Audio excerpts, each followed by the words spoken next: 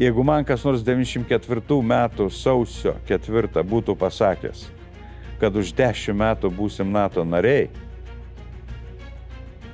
nebuvo įmanoma įsivaizduoti. Per 10 metų mes įveikėm šitą. Zero. Šiandien tą man pasakė amerikiečiai. 96 pradžioj amerikiečiai buvo atvažiavę, ten Fridas, ten dar kiti. Mes sėdėjom, kalbėjomės. Tai sakau, Magdarydė, tai gal, kokių šansų. Zero. Sakau, gal 0 point, reiškia, gal 1/100 ar ką? Ne, 0. Net nesvajokit, nes dabar taip yra.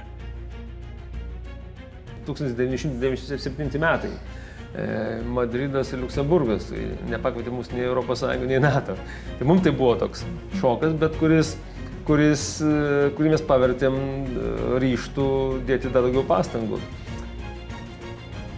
2001 metai man buvo aiškiai pasakyta, kad jūs niekada nebūsite NATO narys. Ir joks čia membership action plan, ir jokie standartai čia ne prie ko.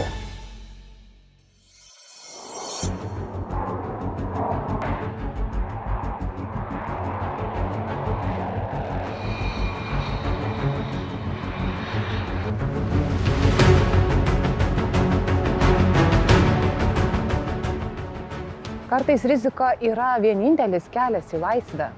90-ųjų kovo 11 Lietuva ryžosi tam, nepabūgusi fakto, kad jos teritorijoje vis dar tebebuvo apie 40 000 sovietų kareivių. 91-ųjų sausio 13-ąją lietuviai vėl rinkosi drąsą, stovėjo ginkluoti tik savo tikėjimų ryžtu, gindami ką tik atgautą nepriklausomybę. Visi susitelkę pasiekėme ir dar vieną laimėjimą.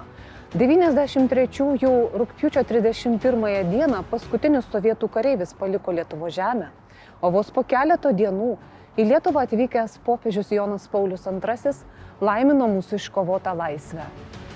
Laisvė privalo būti saugoma.